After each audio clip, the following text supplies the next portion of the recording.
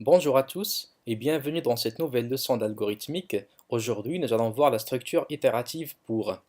À titre de rappel, une structure itérative permet de répéter un bloc d'instructions d'une manière automatique. Reprenons l'exemple de la leçon précédente qui consiste à calculer la puissance d'un nombre entier positif à l'aide de la structure itérative tant que.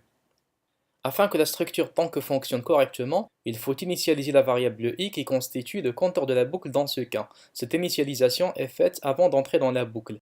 À l'intérieur de celle-ci, nous procédons au traitement voulu, c'est-à-dire le calcul de la nouvelle valeur de la puissance R. Puis on incrémente le compteur i. À chaque fois qu'on veut refaire une itération, on vérifie la valeur du compteur. Si elle respecte la condition énoncée, alors on refait le traitement de la boucle, sinon on sort de celle-ci et on exécute la suite des traitements de l'algorithme. En général, pour exécuter une boucle tant que, il faut spécifier trois traitements de base, à savoir initialisation du compteur, spécification de la condition et changement de la valeur du compteur par incrémentation ou décrémentation par exemple. La structure itérative pour permet de grouper ces trois instructions dans une seule ligne, ce qui rend la boucle plus facile à exprimer. En général, on définit la structure pour comme ceci. Dans la première ligne de la structure pour, nous avons défini les trois instructions évoquées. En effet, on initialise la variable compteur avec une valeur initiale et on définit sa valeur finale à laquelle on mettra fin à la boucle. Puis, on définit le pas, qui peut être un pas d'incrémentation ou de décrémentation, dont la valeur est spécifiée par valeur du pas. En fait, l'incrémentation ne se fait pas toujours par 1, mais ça peut se faire avec une valeur différente. Et même chose pour la décrémentation, mais il est conventionnel d'appliquer un pas avec la valeur 1. Si c'est le cas, c'est-à-dire que le pas d'incrémentation vaut 1, alors on peut ne pas déclarer sa valeur dans la structure pour, ce qui donne la forme suivante. Dans ce cas, le pas d'incrémentation vaut implicitement 1.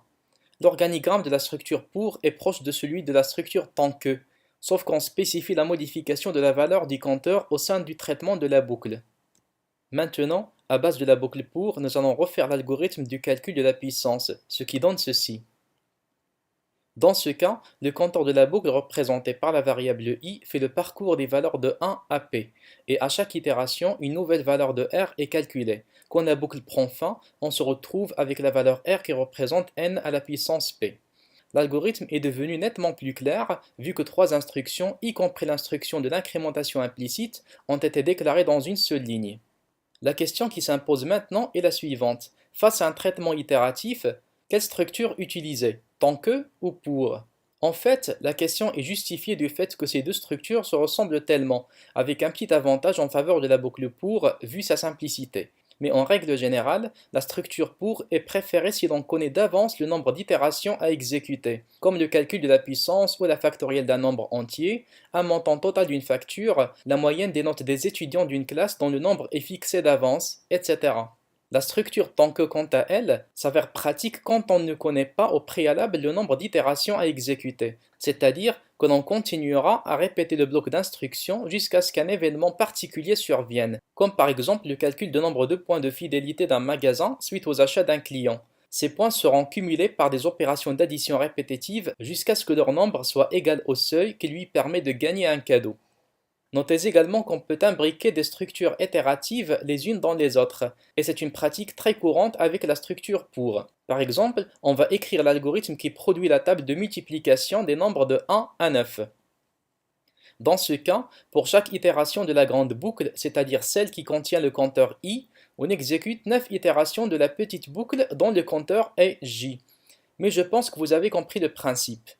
Il nous reste maintenant la structure itérative répétée que l'on va traiter prochainement.